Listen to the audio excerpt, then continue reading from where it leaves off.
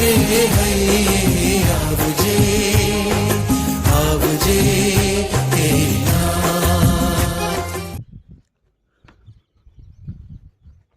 પ્રાર્થના કરીએ। પિતાને પુત્રને પવિત્ર આત્માને નામે આમીન। ભલા ધર્મજનો, ફરી એકવાર પ્રભુએ આ પ્રાર્થનામાં આપણને ભેગા કર્યા છે, એ માટે વિશેષ પ્રભુનો આભાર માનીએ। આખા દિવસ દરમિયાન પ્રભુએ આપણને સાચી સંભાળીને રાખ્યા, આપણી હરેક જરૂરિયાતો પ્રભુએ પૂર્ણ કરી છે અને આપણી પાસે ને આપણી સાથે રહ્યા છે, એ માટે ઈશ્વરનો આભાર માનીએ। અને મારા ભક્તજનો, પ્રભુએ આપણને આજે આપણને જોયું તો બધું જ પૂરું પાડ્યું છે, એ માટે ઈશ્વરનો આભાર માનીએ છીએ। સાથે સાથે મારા ભક્તજનો, આજે પ્રભુએ આપણને જે મનન ચિંતનનો વિષય આપ્યો છે, યોહાનનો 14મો અધ્યાય કડી 1 થી 6 સુધી। તેમાં હું 1 થી 2 કડી વાંચું છું। તમારા અંતરને અસ્વસ્થ થવા દેશો નહીં। ઈશ્વર ઉપર શ્રદ્ધા રાખો, મારા ઉપર શ્રદ્ધા રાખો। મારા પિતાના ભવનમાં ખંડ ઘણા છે, એમ જો ન હોત તો મેં તમને એ જણાવ્યું હોત ખરું કે હું તમારે માટે જગ્યા તૈયાર કરવા જાઉં છું। આ પ્રભુના મુખના વચન।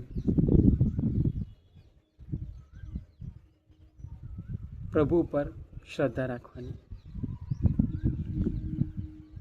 આખું બાઇબલ વાળા ભક્તજનો જો જોવા જઈએ તો આપણને એમાંથી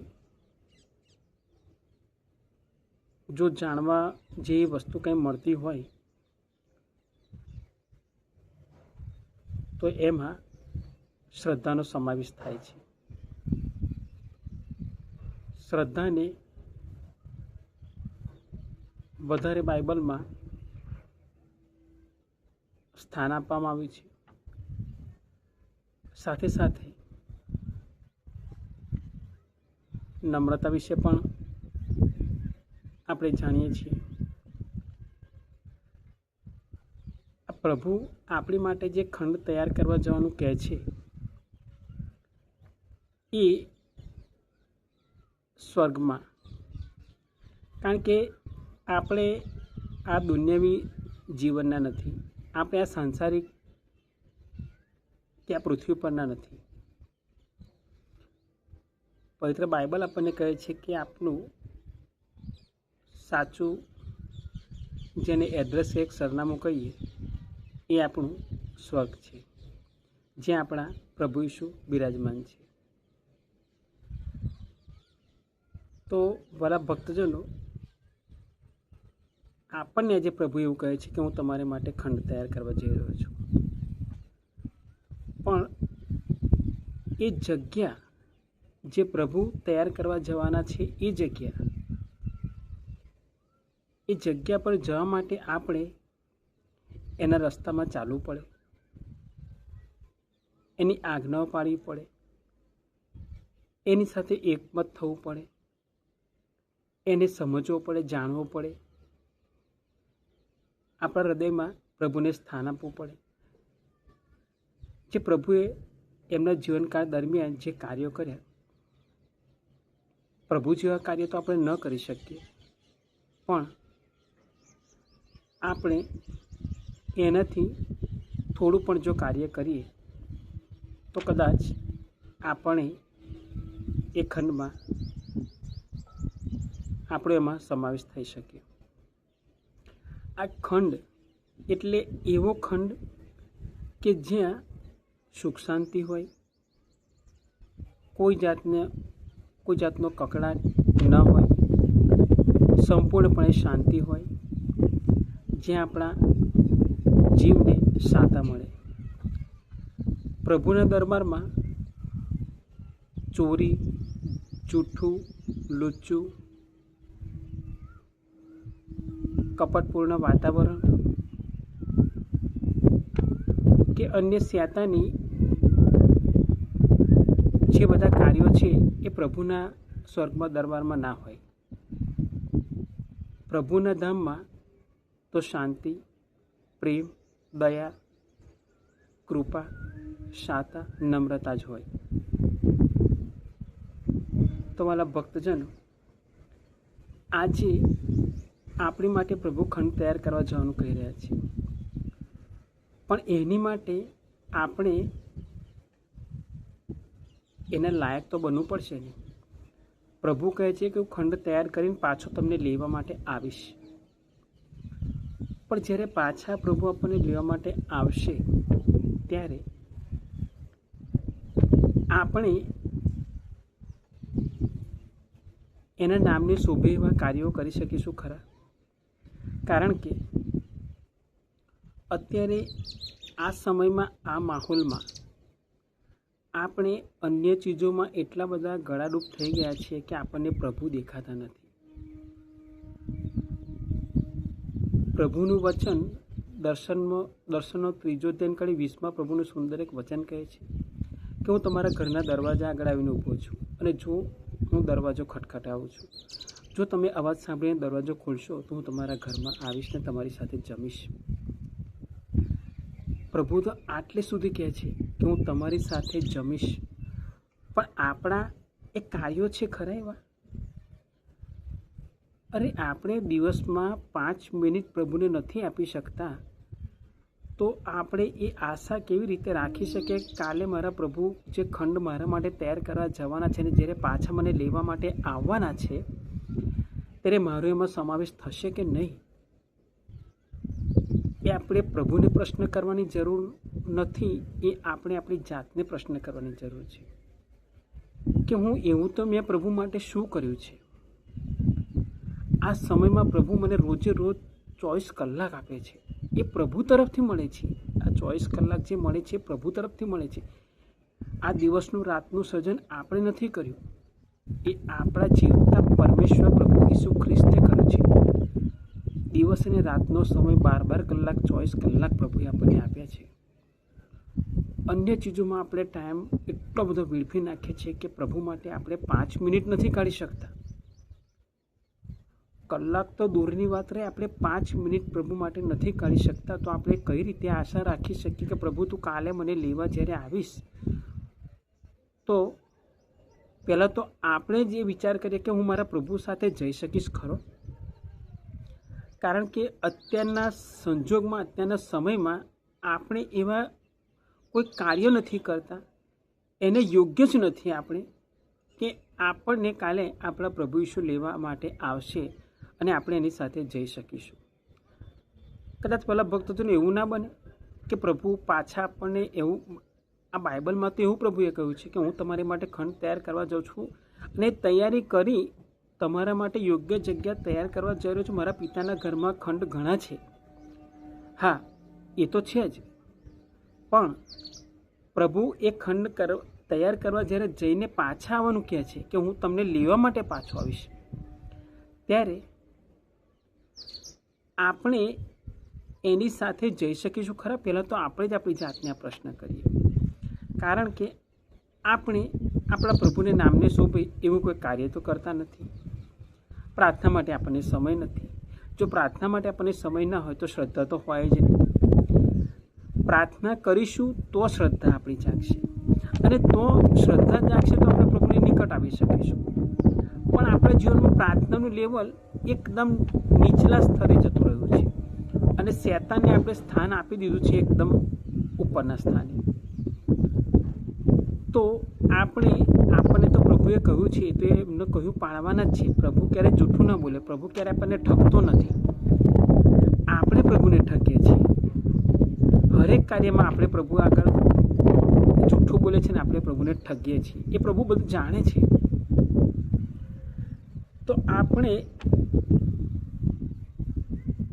પ્રભુ સાથે જઈ શકીશું ખરા? મને તો એવું લાગે છે કે નહીં જઈ શકીએ.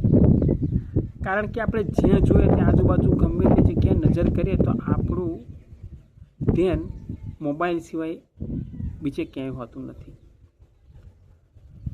તમને આ દ્રશ્ય કોઈ પણ જગ્યાએ જોવા મળશે 4 લોકો ઘરમાં એક જગ્યાએ બેઠા હશે તો પણ તમને ચારેયના હાથમાં મોબાઈલ જોવા મળશે.